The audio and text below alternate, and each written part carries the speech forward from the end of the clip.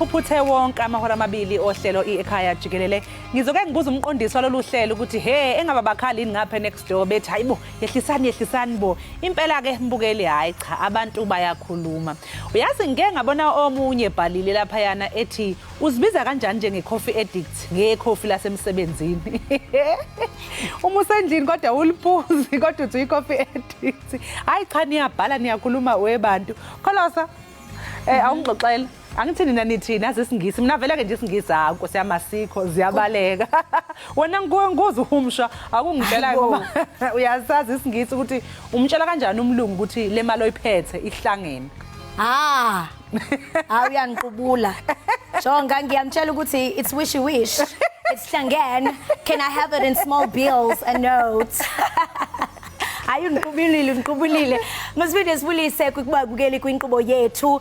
Hey mbukeli kumnandi kakhulu apha ekhaya Jikelele. Ngatsho nje ndithi ziyaqhuma inqawe emaqhegweni jonga bayanqunqa bayanqisha bachela iqhwane ezweni lomoya okhokho bethu. Phela umnandi kakhulu ke udliwano ndlebe bentinalo nobuhle bendalo wachukumisa ingcambu yenqakanqaka yenhliziyo zami nomoya. Hey uphezulu mbukeli ndiqinisekile nawo uyavuma uyanqwala utsho ngawo mabini ukuba ngenene kusekhaya Jikelele. Sinjalo kaloku Ekhaya Jikelele safuna into kubana sikufudumeze ngoncuthu mazangwa lomculo kanti ngoku masihlabele mgama singene kuvimba wethu.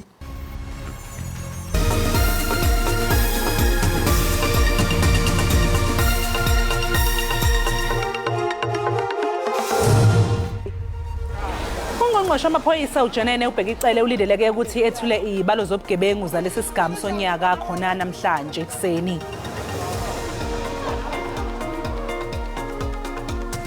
Ityala likaSenzo Meyiwa kulindeleke kuba liqhubeke kwinkundla ephakamileyo ePitoli ngalentsasa. Amadoda amahlanu asematyaleni ngokubulala owayesakuba nguCaptain weBafana uSenzo Meyiwa.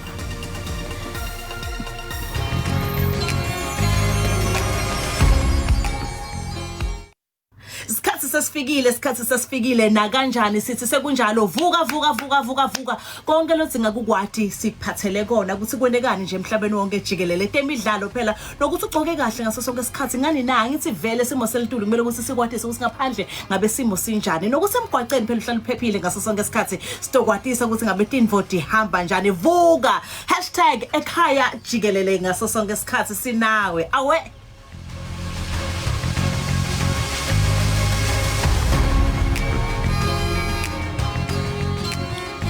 Ungqongqoshe amaphoyisa uJanene ubheka icele uzokwethula izibalo zobugebengu lesi sigamu sesithathu sonyaka. Lezi izibalo zobugebengu zibonisa igameko ezibikwe ophikweni lwamaphoyisa lwe-SABC phakathi kaMbasa noNhlangulana nonyaka. Kanti izibalo zobugebengu zikhombisa ukwenyuka phakathi kukaMasingana noNdasa ka-2023 uma ngabe kuqhathaniswa ngesikhathi esifanayo ngonyaka owedlule. Igameko ke zokubulala zona ke zanyuka kakhulu ngamacala angamakhulu abikwa kwase kuthi ezokudlengula zakhombisa ukwehla ngesibalo esingama-594. Phakathi kaMasingana noNdasa ngonyaka owedlule kwadlwengulwa abantu abangaphezulu kweyinkulungwane eziyishumi-500. Kwabeke sekubulawa abesifazane abacela enkulungwaneni. Kwabeke sekushaywa ngesihluku abayinkulungwane eziyishumi-5.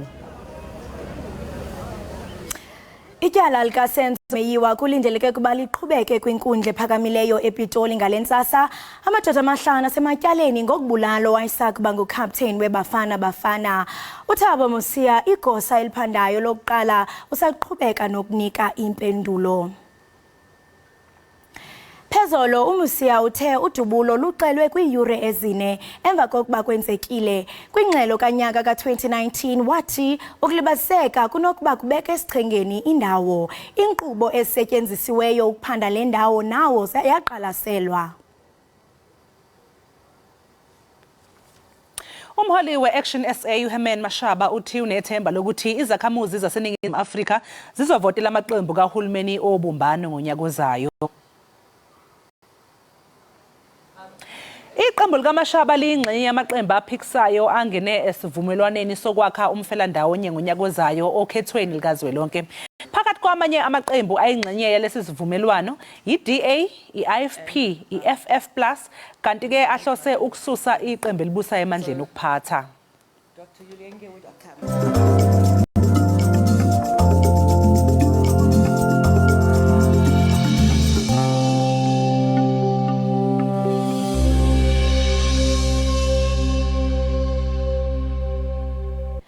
Iqhiza lezokhuselo nobunhlolo kwisizwe phansi kwe-National Joint Operational and Intelligence Structure lithi konke kumi ngendlela ngokuphathelene nokhuseleko lwenhloko zamazwe nezinye inkokheli ezakuzimasa ingqungquthela ye-15 yamazwe e-BRICS eSandton eGauteng ngoLwesibini. Usihlalo weliqhiza uNjengelo Tibelo Musikidi uthi kuza kutyalwa amagosa awo wonke amacandelo ezokhuseleko uqinisekisa ngokhuseleko ngakumbi kwindawo engenwa kuzo kweli. Le iza kuba ingqungquthela eyakhe yankulu yamazwe e-BRICS kwaye icandelo lezokhuseleko lithi liza kuqinisekisa ngokhuseleko olungqingqwa kokubini emhlabeni nasemoyeni elwandle nakwindlela ezibheka kwiziko iSandton Convention Center. Kulindeleke inhloko zamazwe nenkokheli zorhulumente ezingaphaya kwama-40. We are continuing to have meetings to tighten the loose ends as we from time to time establish where we are having challenges. So both air, land, sea, en route to the venue and back, we are having deployments in place. Kuza kumiselwa inkundla ekhethekileyo ezawuqubisana namatyala akhambuka ngokwayamene nale ngqungquthela. We have planned a 24 hours court dedicated to do and address all issues that are coming or will come from the summit itself. We want to ensure that when visitors leave the country, they leave the country with all their cases being processed through the court system. Usekela mkomishinala wamapolisa kubethelele kuba baza kusebenzisa zonke izixhobo ezidingakalayo ukuqinisekisa ukhuseleko lwendwendwe. Uthi amasebe karhulumente aza kusebenza ngokuqhogeneyo ukusindleka ngempumelelo indwalutho eziza kuthontelana eSandton.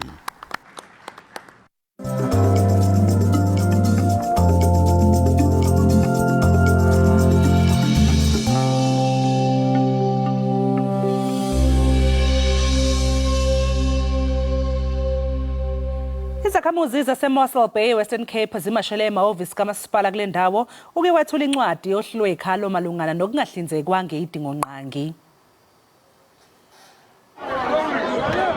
Ukunyuswa kwamaxabiso ombane, imiba yezindlu kunye nokuthengiswa kwemihlaba kamasipala zezinye zezinto ezitshotshentla. Uninzi lwabahlali kulomngcelele basuka kwiilokishi zale dolophu. The indigent system that government introduced and which the municipality asked people to apply for and then qualify, that indigent will be affected because within your municipal account you will find an amount of 434 rand. Kwinyanga ephelileyo lo masipala umisele irhafu kwixabiso lombane nebalwa ngokomthamo webhokisi. Uzithethelela ngelithi le rhafu yenzelwe ukujamelana nokulungiswa kweziseko zombane, nto leyo engabaxolisiyo abahlali. Umasipala uthi uza kuyiqwalasela le miba. Yeah, we will look at the petition and see whatever we can do in terms of that. All investigations that's been requested, obviously we will work together to ensure that's adhered to. Lo mngcelele ubujongwe ngeliso lokhozi ngabomthetho. Kaloku ibinguqula ukubhode ngolesithathu kwidolophu yaseSwellendam ngethuba abahlali beqhankqalazela inkonzo kwatshiswa neeofisi zikamasipala. Kubanjwe abantu abali-106. We are closely working with our mediation team as well, who is engaging the community, but also the South African Police Service, and I can confirm that we have deployment of the public order policing together with SABC and law enforcement in the Swellendam area. Kwiindaba ze-SABC ndinguziphiwe wobasi eMossel Bay. Ushaqekile umphakathi wasemgababa eningizimu yogu eThekwini kulandela isehlakalo sokunyamalala kaMonica Xulu oneminyaka engama-70 ubudala kanye noZanele Mbuso oneminyaka engama-62 ubudala ngesikhathi kugujwa usuku lwabesifazane. Abantu besifazana ababili asebekhulile uMonica Xulu noZanele Mbuso bebesanda kubuya kothenga impahla yenkulisa eThembeni ephethwe ngomunye walabesifazane onyamalele. Umsebenzi wokuthungatha usudonsa isonto lonke awukakatheli izithelo kanti njengoba isikhathi sihamba imndeni inokwesaba. Siyafisa ukuthi umphakathi neSouth Africa yonke ukuthi silekelele ukuthi sibathole mebengababona even mekuthiwa khona ke onabo njengamanje lo kuthi uhambe nabo ukuthi ababuyise mawukuthi bona ababoni lokho esidemizame sesizamile ukuthi sifake ama flyer sifake ku social media mawukuthi ababoni ngoba akubona abantu bo social media, they don't have social media platforms. Umzukulu kagogo Monica Xulu umenzi Xulu uthi akaqondi ukuthi ngubani ongaba nesihluku ngalendlela. Ngithinta kakhulu mina ngoba ngikhuliswa yena ugogo ubaba bomuntu omatasa kanye no so ngibhlungu kakhulu ngoba ngiyazibuza ukuthi ngabe wenzeni kubeni unenhliziyo enhle kangaka ugogo. Inhlangano yabatakuli esizo umphakathi engenzi inzuzo iRenegade Search and Rescue ithi iqaphelile ukuthi ziyakhula izigameko zokunyamalala kwabantu. Amaphoyisa asebenza ngokuzikhandla ukuze athole lezalukwazi ezinyamalele. When somebody is missing, every second counts. Because as the police, we feel like we are behind time. We need to find a missing person as soon as possible. Because we don't want to think the worst. Imndeni inxusa nanoma ngubani ongaba nolwazi mayelana nalabesifazane ukuba athinte amaphoyisa. Indaba ze SABC ngingunomtsikelelo Mthabela eMgababa. Izithandani zasekhaya litsha eKapa zoyikisela ubomi bazo emva kokuhlaselwa kutshanje kwaze kwatshiswa nendlu yazo. Lo wasetyinyi kunye nathandana naye nokwayinxalenye yabo bathandana nesine esifanayo uthi bahlasele kwisenzo senzondo baphangwe izinto zabo ezibalulekileyo kwaye kungoku nje bazimele. I don't know andiyazi ngoku ungaphandle kunzima ulala kunzima nohamba estradweni kunzima nosabantwana esikolweni awuyazi ba uzawuthi xiphini. Lo ubelixhoba lodlwengulo uthi kunzima ukumelana nenhlungu ezenoku. Andiyazi banzawuthi benzonda njani because bendingamazi. Ebelele neqabane lakhe elintombazana ngethuba onqala inhloko ebebephethe imipu bathe bakhaba icango lavuleka babakhuthuza ze babahlasela ze wantumeka nendlu yabo ngomlilo. Ndabe sendiphuma kwesasiqobo because kwesasiqobo bengene kusesibephinde baphuma kuso ndaphuma nami yakwesasiqobo. Baphuma phandle ndabajonga bebhekani babona xa ndigqiba uphuma abeyihoki seyidubula ke ngoku sesiwa kucaba umlilo somkhulu. Amapolisa athi lomba uyaphandwa yaye lomkhanelwa uye wabanjwa. A case of rape and arson was registered for investigation. This case was transferred to Khayelitsha FCS for further investigation. Amachanhliziyo asigxekile esisenzo. Mina ngizocela ukuthi umphakathi usukume. Singumphakathi sinomsebenzi omningi kakhulu, sinoxanduva olunzima kakhulu, oluningi futhi kumele ukuthi silenze. Aba bathandanayo bathi baziva bengakhuselekanga nanjengoko abenzi bobubi bengabanjwanga bonke. Bathi bafuna ubulungisa. Athule Joka kwindaba ze SABC ndisekhayelitsha.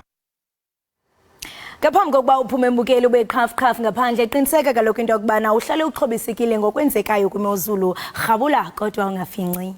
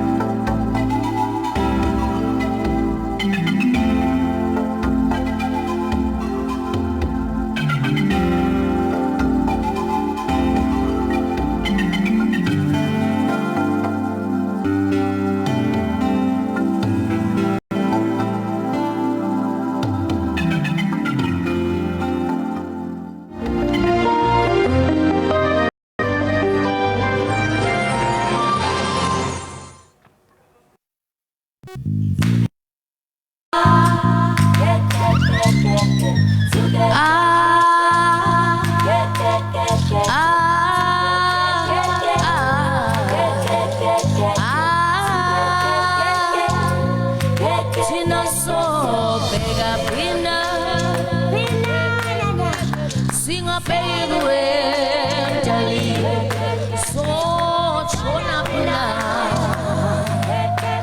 singatshoni kuwe dali thina sobheka pina singabhekwe dali so chona pina singatshoni kuwe dali disivile sikhalo salamantombazana diwabonile amanxeba wabasala abantu base-Afrika disivile izindaba zokufa kwabo ndiyabuza ingabuphinda tshela umoya simakade sezulu saphela phina singabhekwe dali uthi thina sitshone phina asingatshoni kuwe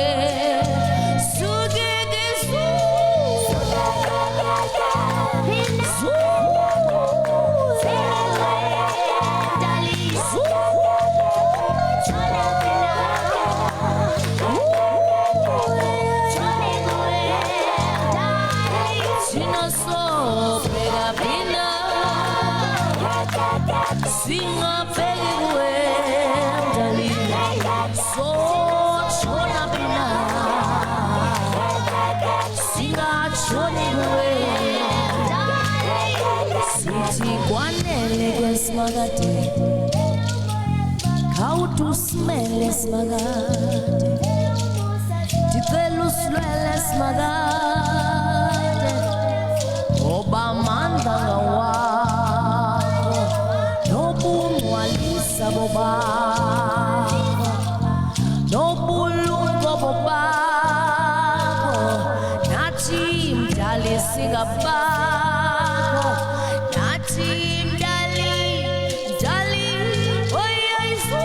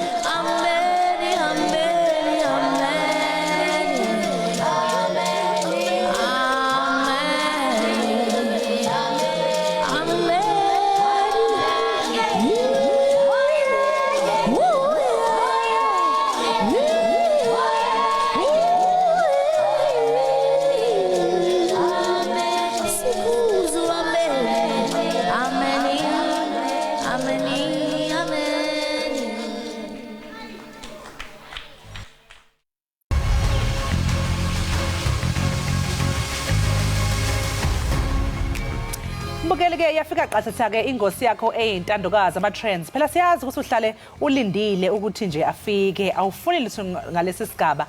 Sikuphatheleke zonke-ke isigaxa nje after sigaxa. Kuningi. Makhol, athini-ke ama-hashtag wethu today? Yes, masijonge kwaphala phambili phaku-x.com #foreigners #1 kanti-ke elandelayo #lebu-m eyokugqibela ke sayoqwela ngayo #Zola7 qhubeka ntoni ku-#foreigners.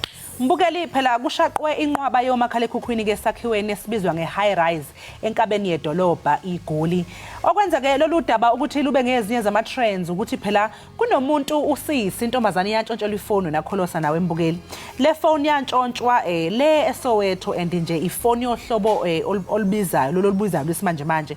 So ke bakwazile ukuthi bayitrace le phone baze bayithola kanti ke kube sekuboshwa umuntu kokudabuka eZimbabwe. Mina ngiyibonile ke ivideo lapha ku TikTok bemveza ubhuti esehlezi phansi sebembophile izandla ke namafoni agcwele ngazi noma umbhede noma yini leyana kodwa nje begcwele amafoni amaningi more than 100 la amafoni ngendlela bemaningi ngayo okusho ukuthi lo bhuti vele yiyo into ayenzayo leni ukuthi ke bakhomba abantu ngesibhamu babaphuca amafoni ngoba naye lo siswa sesowetho wayekhonjwe ngesibhamu kuze kuthathwa leyo phone ake sibone ukuthi abantu baphefule bathini lapha yana ku x.com.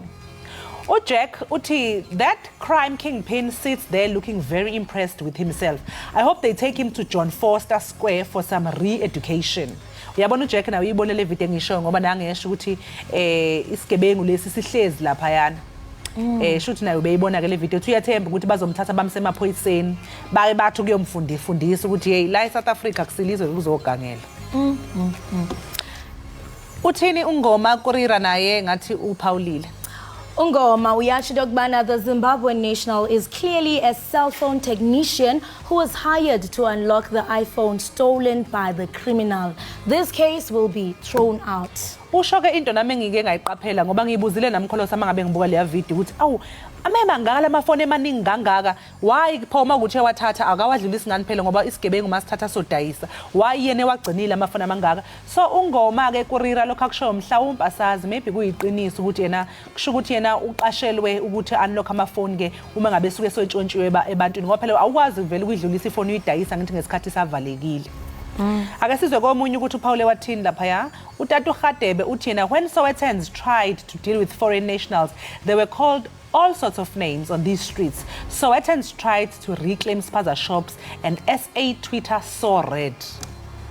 Hey ushoke ukuthi ena abantu baseSoweto bake bazama ukuthi badile noludaba lwabantu abangobokufika ngapha kwathiwa ke hayi babizwa ngawo wonke amagama lawa uma ngabe bezama ke ukuthi benze okuthize mayelana noludaba ke. I-hashtag elandelayo ke ithi #LebuM mbukeli sesingena kweyithinta uLebuM njengoba phela kuthiwa umkakhe unikezwe u48 hours ukuthi abuyise imoto ngemva kwembiko ethi uLebuM usefake isehlukaniso ngisho phela ke idivorce kodwa ke mbolo kudidayo ukuthi phela kunembiko ethi uPretty yena ke uhuye lo nkosikazi okhulunywa ngayo uthi cha imndeni labo babeli yangenelela ke izama ukulungisa lo mshado. Makholi uyazi uLebuM phela useshade 8 times. Uyashada uyahlukanisa so ke kusho ukuthi ube trend ke ngoba phela kuthiwa ngathi uhambe impela ke umnikeze 48 hours ukuthi akabuyisa imoto kusho ukuthi mhlawumbe imoto abemthengele yona imoto abeyisebenzisa uPretty okuyena ke unkosikazi kodwa yena ngokuphendula kwakhe uthi hayibo imndeni isahlangana nje basazohlalisana phansi ke babonisane ngalolu daba. So uthezi kaKhesare kuKhesare eyibhlungi lento abantu xa behlukana fumanise ukuthi wena obuyisa into ethile kuba ngenene kaloku ndayithenga ngemali zami ngokumtshato xa seyiphelile kuthi ukuthi ke namaqithiqithe beseza nomtshato ayaphela. Ingakho kubalekile ofuneke sikufundise nezingane ezisakhula kakhulukazi zamantombazana ukuthi kubalekile ukuyimela umuntu esifazana ube nezinto zakho ukuze mangabe sekufika izimo enjengalezi ungaphumi usuke ukuthi usuyahamba usiyohlala emgwaqeni awusenandlu ngoba ubuthengelwe kubalekile ukuyimela. Ake sibone ukuthi baphefumule bathini kabantu lapha ya ku x.com uLebu uJoy Zelda uthi LebuM wanting to take back the car he bought for uPretty Samuel is a hard lesson at its best. Women need to stop being dependent while they can stand up and be able to do things of their own. Wake up and smell the perfume. uJoy cha uphinda khona lokho kade ngikusho uyangivumela impela kulokho kade ngikusho ukuthi kubalekile umuntu esifazana ukuthi asimeleni bafowethu bathi noma besithengela basithengele kuba ama gift yabona kuba ama extra nje ede there and there kodwa kube ukuthi nathi siyakwazi kuyimela. Uphefumulile futhi omunye ake sifunde i-excelandelayo uthini uJoy Zelda ukusase uJoy Zelda futhi isenguye I think inoba uyaziphendula isithi into bana I'm not saying it's right for LebuM to take his car back from Pretty Samuels. All I'm saying is at workplace when you resign or retire they take back their laptops and tools. Iyazekele isinto bana lento iyafana naxa usemsebenzini kuthiwa ezikaKhesare kuKhesare uza nomzimba wakho buyele nomzimba wakho back. Ake sibone ke elandelayo ke the South African uthi yo LebuM reportedly gives wife 48 hours to return his Mercedes. Imoto yohlobo liphambili lokuthiwa ayibuye kanti yo so abantu shothi bebelokhu bebabaza ke iCatrenda uLebuM lapha ya ku X Usiya yena uthi this whole divorce debacle with Lebu M is fascinating. The estranged wife says the elders of both families need to meet to resolve this issue. Lebu M himself as an elder needs to elders to sort out his love life. I bet the elders are younger than him. Umuhulu, why asa ipueli?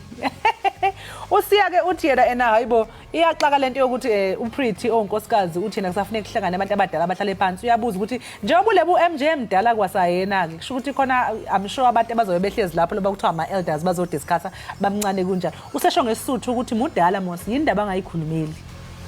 Hayi cha niyakhuluma ko ex webabuke. Yabona xa kuthiwa it will end in tears. Kusuke kusho ke bathetha le way.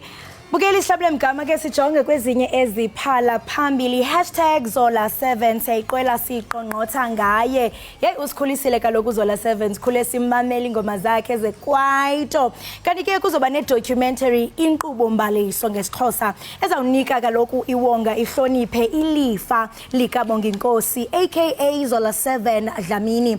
Kulindeleke kuba ikhutshwe ne certified classics phambi kokuba ke kukhutshwe icwecwe lakhe eliza into ethi ke ikhona into ayiphekayo pha ekitchen esingathi kanti siyilindele.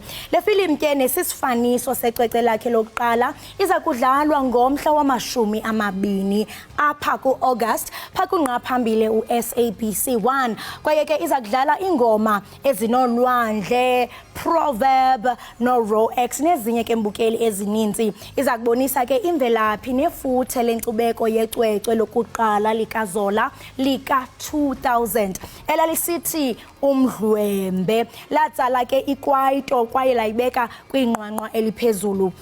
Naye ke uZola7 uye wavakalisa indlela anombulelo ngayo esithi into yokubana nxatsho Mzantsi Afrika kuba kaloku uyathi into yokubana hey ndisuka mna ekase apho kubonakala into yokubana hey amaphupha noko kuba ngathi kuba mfiliba uba nephupha kodwa liphelele apho. Uyavuya ke into yokubana iphupha lakhe lafezekiseke kwaye ngoku wenzelwa idocumentary.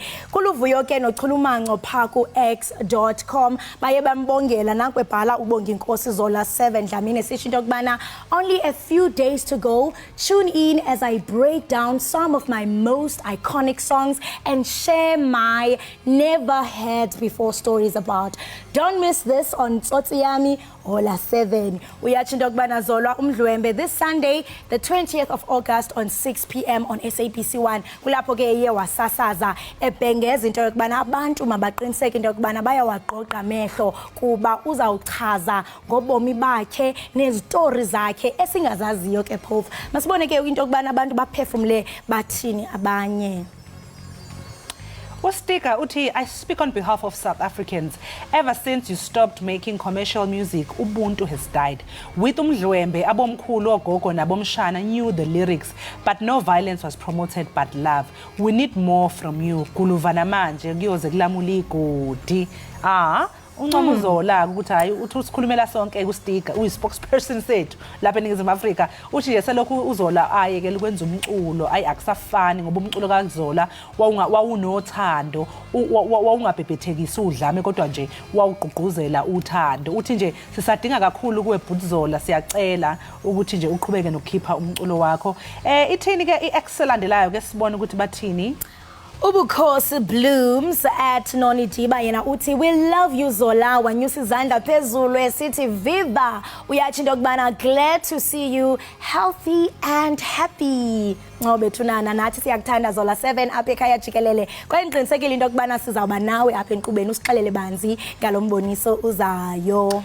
Ronald Dilei kwayena uthi this will be my birthday gift as it will be my birthday on the 20th of August. Oh wow. Usho ngalolu suku elizobidlala ngayo ku-SABC 1. I grew up in Soweto eTladi next to Zola. You used to pass eKaslami frequently. Seeing you was inspirational, hoping one day I'll have a word or with, but glad you're doing this. Danke Tsotsi. Ronald uthi ube umakhelwane kaZola lapha ya eTladi.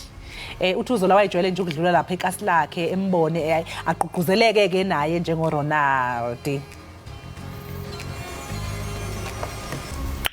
Hayi-ke mbukeli ke sasigoqa lapho ke bese niphathele zona zama-trends ey'hamba phambili ukuthi abantu bathini lapha ko-x.com ngoba siyazi ukuthi la emafonini aveni imandla niyakhuluma nifaka ama-opinions enu lapha ko-x.com. So-ke thina-ke besibheka njengama-trends ukuthi iziphi lezi iy'ndaba enixoxa ngazo okwamanje-ke Makholi senze njani? Sithi qu evenkileni sithuma umntwana yothenga something kuba kaloku kufuneka simane sigalela kule mbiza siyiphekayo sithi fa utswayi sithi fa ispice wena ungaqushuqushelaze ubukele i-Ekhaya Jikelele.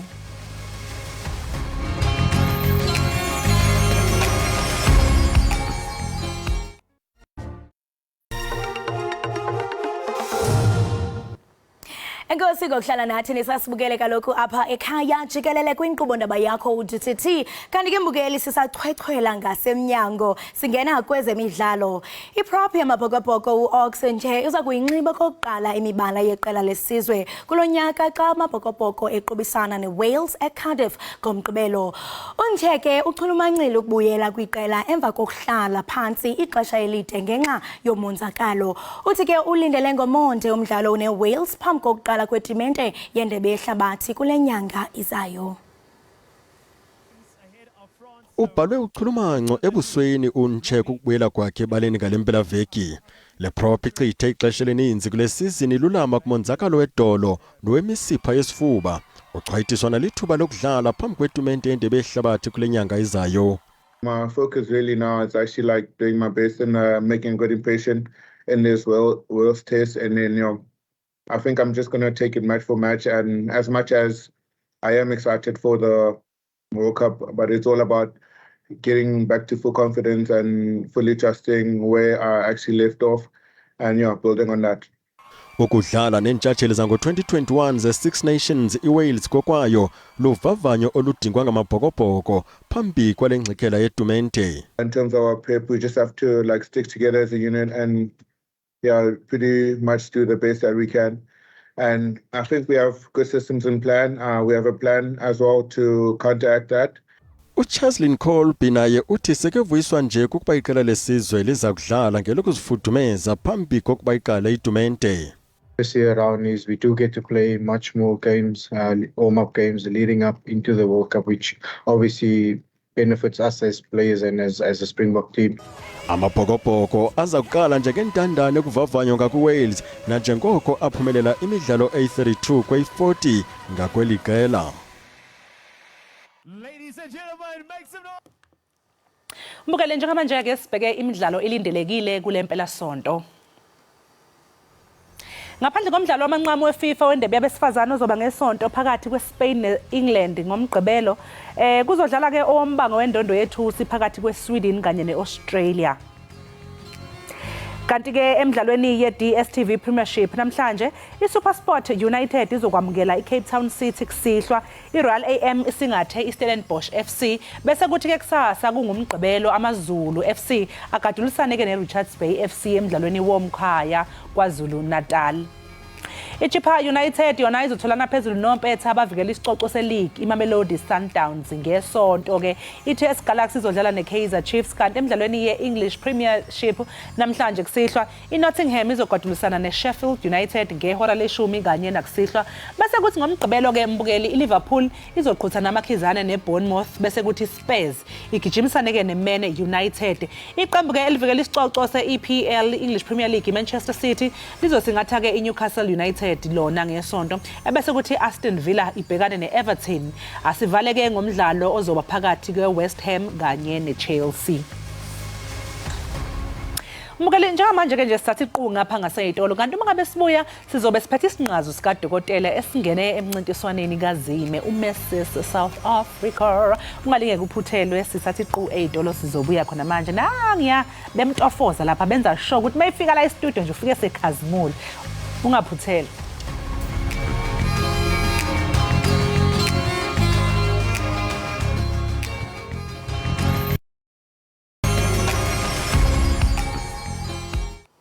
Mbukeli sikwamukele ekhaya Jikelele. Esigabeni ke sohlelo lwethu olubhekisisa indlela abantu abaphila nabayiphatha ngayo. Sivakashelwe isinqazo sikaDokotela uLebuhanga Masikela oyi-holistic health practitioner.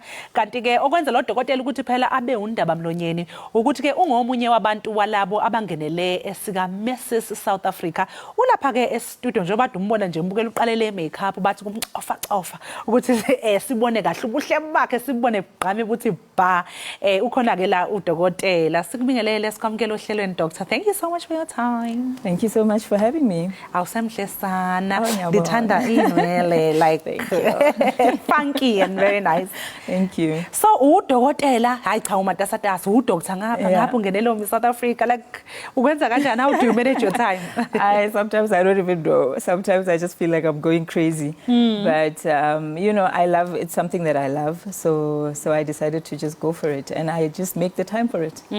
Manje abantu abaningi wedoctor bexoxa ukuthi ngathi kunzima lapha ebudokoteleni. Ngiqala kusafundwa le koma university abantu bayasaba ukuthi ayibo ukuba udokotela abanye mhlawumbe besaba igazi or izinto enjengalezo. Wena uthando lakho awusabanga lutho awuthukanga wavele nje wathi nje no ngifuna ukuhlenga abantu. You know what? Funny enough, I was I didn't like the smell of blood. So I don't even know how. It's just one of those things as we grow up. And then it just comes, you know, it comes and I was propelled in that direction by my parents and yeah. So ngiyazi ukuthi khona nezinto ze nutrition lapha phakathi kulama titles wakho. Hey mfethu phela sixakekile siningizimu Afrika. Imkhaba ithebe.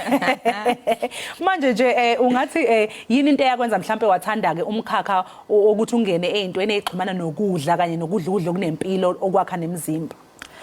It's because I had a problem. I actually had an eating disorder. I only figured out while I was studying medicine. Oh, actually, this was an eating disorder. Oh. You know, so because I wanted to be skinny, you know, you want to look like the girls motivating. And I ended up developing body bulimia, things like that. So growing up, actually, medicine, then I decided, okay, I'm going to go in this direction so that, because it was a passion of mine, I guess, growing up, you know, how to eat healthy, how to eat well. Yes. So, yeah. Usakhuluma about bulimia, those are very sensitive topics because there's a lot of people abadila ngakho, and especially abantu thina abantu bebala asiwona ama issues esi aware of wona la sisakhula indaba zo bulimia okuyinto ngiyazi ukuthi maningi lama disorders khona enye yokuthi abanye umuntu ufika adle bese qedile ukudla kodwa bese ehamba futhi uphinde ukukhipha ukudla iyo le bulimia. It's bulimia yona. So mhlawumbe ungathi iziphi impawu mhlawumbe abazali to look out for because kwenzeka kakhulu mhlawumbe ebantwana abasebasha. Yeah.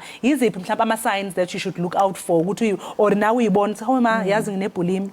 I think the one thing to look out for, I will take it from my experience, is that one who's always on a diet, you know, like somebody who's always like, oh, I'm on a diet, haji this, haji that, you know, they're very picky. They don't like eating in front of people because they're probably not eating kanako ewo. But then when everybody's asleep or whatever, they're busy in the fridge at night. Those kind of things. So they become secret eaters, as we call it. So just hangwana are kenyoko lose weight or when they become too conscious about losing weight or how they eat, you must just be aware and, you know, guide them in the right direction. Just be like, okay, my child, you want to do this. Are you aware of this? This is how we're going to do it. Because otherwise, if you don't tell them how to do it, they're going to find ways, and usually the ways awekho right. Exactly. Manje musubonile ukuthi okay, ingane yami ngathi nebulimia. What's the next step? Where do you get help? I mean, you can always educate yourself, you know. Dr. Google. Everybody knows Google.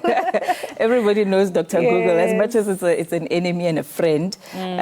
But just read up on it, you know, read up on it. If you don't know what to do, there's professionals outside that deal specifically with it. Okay, ayasiphume because of dokotela namagazi nutrition ezokudla singene la. Yes, ma'am. Miss South Africa, Mrs South Africa. Nami ngumesisi sana. Hey, kodwa mina yami body ayivumi kuba ndibe phaya. It's not about the body. It's nami ngakwazi ukuthi ngiyongena nomkhabami. Bengitshela phela manje anoqoke nama swimsuit. No, raya para, kira you got to show off your body. Actually, it's confidence. Manje ngicela ukubuza ukuthi njengoba umesisi ne Yes. ngiyazi ukuthi kudependa nge type of partner and the type of husband that you have, but it's most black cultures nje sijwayele ukuthi nje mina nje for example ngumakoti ngishade nomZulu wasedani nginomamezala nomndeni, so uma ngabe wona izinto zomesisi South Africa umconvince kanjani umuntu ukuthi hayi bo baby ngizogqoka ibikini lapha yana but ngeke ngizozama ukuthi ngishaya ama cover ups. Actually, you know what? I think my husband is very understanding. Liena ke mopedi, but he's a bit modern sometimes. Right? Yeah. So They sometimes he understand. understands. Sometimes it's a bit of a struggle. I have to, introduce it in a nice way. Don't tell him. I don't tell him everything. Okay, this is what's going to happen. So, Ning, I'll just say, okay, baby, I have to do this in a swimming suit and whatever. Yeah. So, but he tries. He tries. Manje iziphi izinto kumesi South Africa kama programs akhona mhlawumbe besides ukuthi niyamodela nje and nibe bahle and stuff, what actually umesi South Africa wenzani, yini role yakhe nama responsibilities? You know what, Mrs. South Africa, first and foremost, I don't even think they should categorize it as a beauty pageant, because as I've already mentioned, it's not how big you are or how pretty you are. It's got really nothing to do with looks. Obviously, if you're aiming to go forward and do Miss World and all that, Mrs. World, then you try and be skinny and whatever the category. But other than anything, it is an empowerment program. So they teach us a lot. I've learned quite a lot. They teach you, there's media training, there's workshops about like literally life skills all across the board. We learn about social media. I knew not much about social media until I joined Mrs. South Africa. Yes. So there's a lot that goes on behind the scenes that people don't get to see, other than what you see here, the sashes and the makeup and all of that. Says ukuthi nakhona usuhambe you are too far manje kule competition. Like which level are you at now actually? So we are now at the finalists, which is the top 30. Okay. And then in November is the last, it's the grand finale. So then they're going to choose the final. Kanti manje usazoma nezinye intokazi bakhona abanye omesisi abakhona lapha. Manje mama ngabe benijudge on what, for example, since usushilo na ukuthi it's not so much about ama looks. Yeah, I think more than anything, number one is confidence. It's confidence. That's the first thing they look for. How you carry yourself, your poise. How do you basically grab a room? If they put you in a room with people, how are you going to handle yourself? So I think ultimately it all boils down to confidence and then your growth. Like you have to show that you've grown in the time. I mean, it's a year, basically. We started in February, November. Yes. So it's almost a year of them developing you and helping you along. So they should be able to have your profile, be able to say, oh, this person was here and now they're here. They've grown, they've got that room to grow. And that's basically. So, Doctor, since sikuyinyanga yabantu besifazane, Women's Month, ungathini nje wena owakumbono mhlawumbe, do you think ukuthi a lot is being done for abantu besifazane? Are females, are women supported enough? Look, I think there's definitely efforts. I can definitely say that. We celebrate women, but not much can be done until the woman herself stands up for herself, right? So there's programs, there's platforms.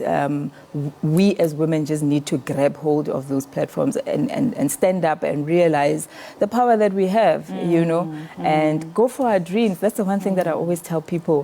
Go for your dreams. That thing that makes your heart smile. Go for it. Exactly, because that's how we heal internally. And a lot of us as women, we are broken and we carry it well, unfortunately. I'm telling you, and very well. We can look very well. And I speak, from my own experiences. For the past couple of years, I wasn't really okay. Mentally, I was not okay. But when you looked at me, shame.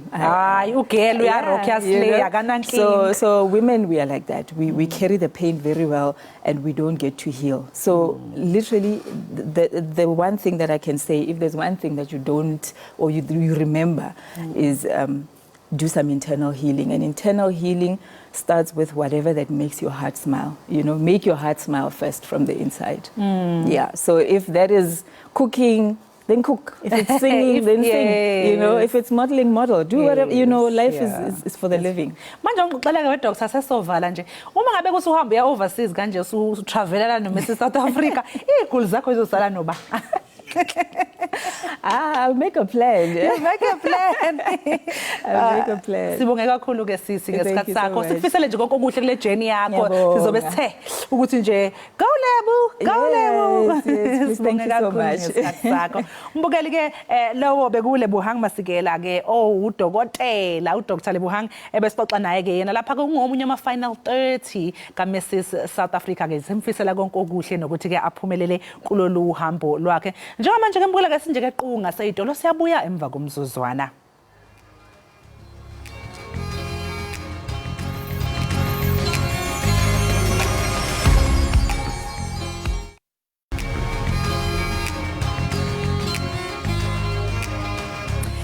Mbukeli bekhaya Jikelele bakwethu sasifike ekupheleni kohlelo lethu siyazi ukuthi inhliziyo yakhe ibhlungu nathi ibhlungu ngophela kusasemnandi ukuhlala nani kodwa khulekana sinishinodo asibashibodwa asibashibodwa sibambe ngazibini ngexesha lenu elingagunqiyo ngenene intaka yakho ngoboya benye bantwana bamanzi bantwana begazi bantwana bomgquba bantwana bethonga rhabulani nifince uncundu mazwanga sasinikezwa nguwe kaloku ubuhle bendalo esitsho kaloku into kubana ndibolekeni watch khumbula mbukeli into kubana niza kuba naye phange 29 ka September Standard Bank Joy of Jazz ningaphuthelwa buhle bendalo malivuma icamako Tibolekeni watch tikhangela watch okuza kwento tibolekeni kanti ndibolekeni watch tikhangela maxesha kwento tibolekeni hayi kanti ndibolekeni watch tikhangela maxesha tibolekeni hayi watch tikhangela maxesha okuza kwento yam kanti ndibolekeni dala ndiphumile emzini kamama kanti wena ufika nini nditshone lilanga thithe ndoda ezinkulu namanye amantombazana kudala ngoko satha ndibethe umama oh yeah oh yeah oh yeah santo yam santo yam santo yam oh yeah santo yam oh yeah I watch kangela maxesha okuza kwento yam ndibolekeni kanti ndibolekeni I watch tikhangela maxesha ndibolekeni kuzawude kutshona amalanga sibuye inkomo ebudlanti kuzawude kutsha amanzi emlanjeni buye nto yam kuzawude kutshona amalanga sibuye inkomo ebudlanti kuzawude kutsha amanzi emlanjeni